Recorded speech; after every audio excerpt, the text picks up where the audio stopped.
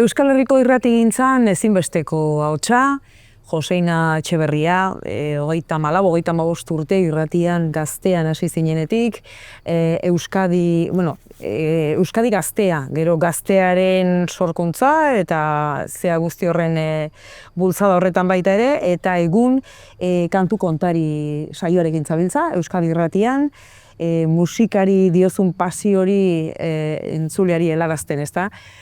Zure lanbidea gogo handiz eta pasioz bizi duzu, aritua, naiz aditua, irratigintzan zein musikagintzan, Joseina, hala da? Kaixo. Kaixo. Bueno, ez dakit ze puntutan haino. Ez da erraxa aditu izatea, Ez dakit, gero eta gehiagotan kontuatzen naiz, esate baterako azken urte hauetan, ni batez ere pop eta rock munduarekin egin dut lan. Azken urte hauetan, aspalditik ja, beste estilo batzuk ere ari nahi zentzuten, bai jazz eta klasikoan eta horrela, ez da. Eta askotan esan, zen badakizu musika klasikoa, kontuatzen naiz, ez dakit ez zer. Sentitzen naiz, kontxan, ez dakit, ona belaunera arte uretan sartuta egongo banitza bezala. Eta pentsazazu hortik aurrera ze ozeana dagoen, ez da? Horixe da nire sensazioa, ez dut uste aditua. Bueno, horren beste urtean, horren beste gauza entzunda eta gaina, zuk diozun bezala, pasio hortatik arituta zerbait pegatzen da beti. Baina, pegatzen diana gero ahazture egiten dira, eta, egiten zara situatu egiten duzu zeure burua pizkatxo bat musik entzuterakoan. Eta batez ere, Joseina, nik uste kuriosidadea, ez? Hori nik uste ezinbestekoa eta horrek azkenean bultzatzen zaitula, etengabe ezagutu... Hori, Karolina, lehenbiziko egunetik. Zer nik eukinun kriston sortea. Ni erori nintzen musika mundura, erori liteken diskorik importantenetako batekin. Ramones taldearen It's Alive direktoarekin, ez da? Diskori izan zen niretzako sekulakoa. Eta gerora konturatu naiz, diskorrek ze garrantzia duen musikaren historian, ez da? Karo, ze gertatzen da? Ramonesek 80ko hamarkada hasiera hartan egiten zuen musika proposamen hori, ordura arte egiten zen beste musika batzuen alboan oso simplista eta pobrea zela. Orduan, belaunaldi zaharragoek beti esaten ziguten, baina hori oso erraza da, bi akorde dia, gaizki jota, gaizki kantatu da, entzun behar dia benetako musikariak, Deep Purple, Led Zeppelin, Beatles, Rolling, edo lakoak. Eta gero, hori esaten zuten, ezagutu behar ditu zer dian horiek. Eta gero, horrek sortzen dizu kezka hori, ezta? Eta hau zergaiti dator, eta horren aurretik beste hau etorri da, eta hurrengoa. Eta agian batzuk ez zaizkizu gehi gustatzen, baina pixkanan entzutearen arabera sartzen doaz, eta gero denborarekin agian beraie bilakatzen dira gehi gustatzen zaizkizunak.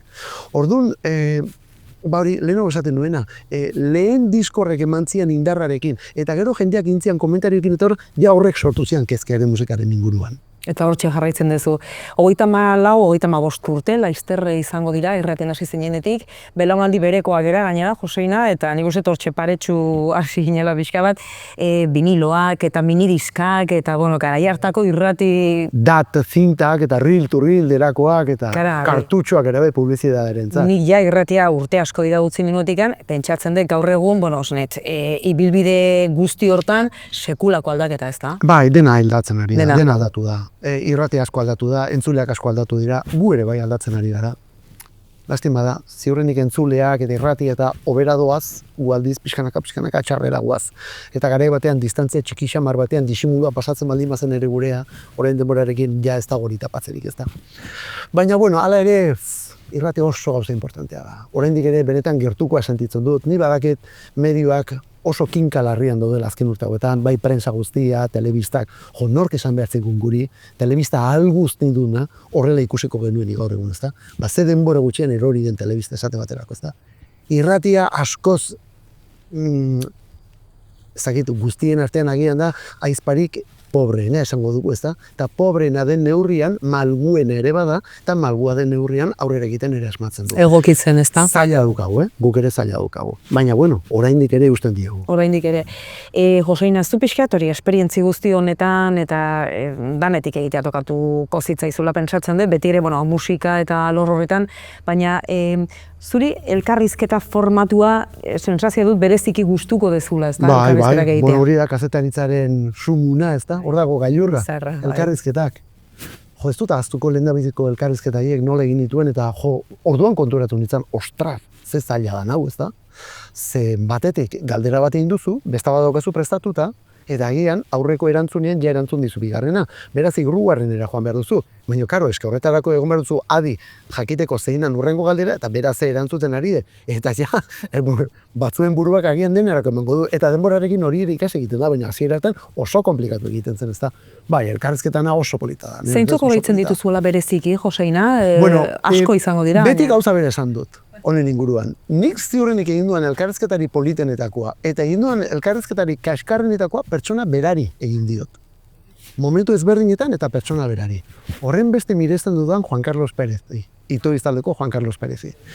Ba, begira, elkarrizketa bat egin behar nuen, 1993an, uda partean, eta aste hartan elkarrizketatu behar nuen gonbidatua kale egin zidan, eta orduan azkenen momentuan beste bat bilatu behar izan nuen, Pérez ja ordurako musika kontuetatik bastante aldenduta zegoen, oraindik ere bakarbideari ekin gabe zegoen, ari zen soinu banda batzuk eta horreko gauza batzuk egiten, baina ez hola rollo komertzial batean esango dugu, ezta?